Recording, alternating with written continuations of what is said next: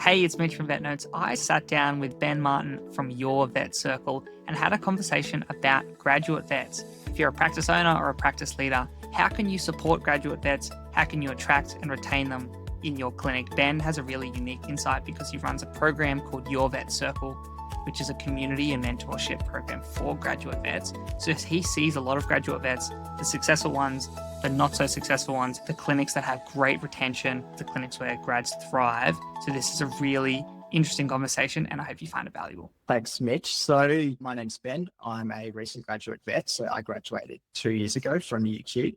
I started Your Vet Circle because I figured that there's a big gap with the support that's provided to new graduates and recent graduates, and that predominantly seems to be with non-clinical mentorship. So we have the clinical side pretty well covered, but certainly there seems to be this gap in the things that we struggle with at home, the sort of conflict management, stress, burnout. I've created a program that supports recent graduates and a community that they can go through this program together. That's what Your Vet Circle is. Great. Now, you have quite a unique insight because you work with a lot of graduate vets. So you see the patterns in the ones that thrive in their first years and the ones that find the transition from uni to work harder. What are those patterns? What makes a vet thrive in their first few years out of uni? Probably a few things. The first thing that makes them thrive is getting a good job. And that normally comes through a clinic that is really supportive and that comes through structure. One of the main things that I've found as well is that even if you don't have a set new graduate program, graduates really feel the way people interact with each other in clinics on a day-to-day. That's a big thing graduates take away when they do job trials is how do people talk to each other?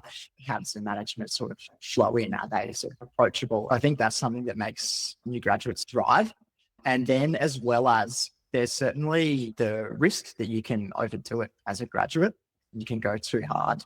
And that's expected in some cases. The real challenge is managing your workload and what happens at work with your life outside of work so that you can be sustainable as a new graduate vet. And clinics that provide those tools, I find that they're attractive jobs for new graduates and for recent grads too. Okay, so if I'm a practice owner, it sounds as though having a friendly, approachable culture and atmosphere in the clinic is going to go a long way to helping their graduate vets. You mentioned there a structured graduate program. Now, outside of corporates who have HR divisions set aside for that, independent practices or groups of independent practices may not have any HR staff or may just have a small HR team. What can a superintendent or a practice leader do to make a basic structure? The first thing and the most important thing, I think, for any sort of practice owner that's taking on a new graduate or a recent graduate is to have a mentor. That new graduate should have someone that they can go to ask questions.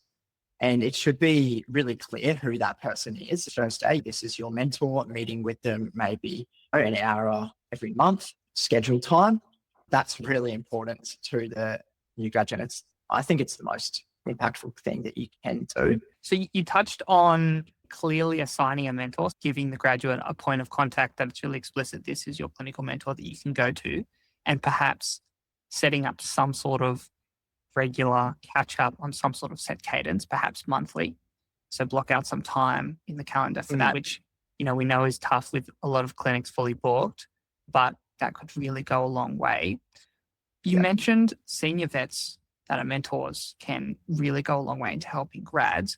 What do you see that the really good mentors do to consistently help their grads grow into excellent vets? What do those mentors do differently?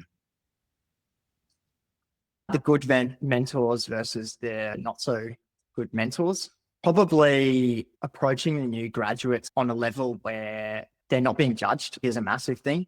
New graduates have a lot of questions and they can feel like often they're probably silly questions. Certainly heard that new graduates tend to reserve some questions for less experienced practitioners. I think as a mentor, though, you absolutely have to be approachable and non-judgmental so that your new graduate that you're mentoring feels like they can approach you, even if they don't have to ask you many questions. Just the feeling that you can approach someone and they're not going to judge you for it is massive. You want them to be able to feel like they have someone within the clinic. So just being a good friend and a set of ears is a really good approach for mentors, I think. Okay, let's think a little bit more about practice owners or practice leaders or the HR perspective. Clinics or really any business needs to attract and retain really great staff because they run your business for you every single day.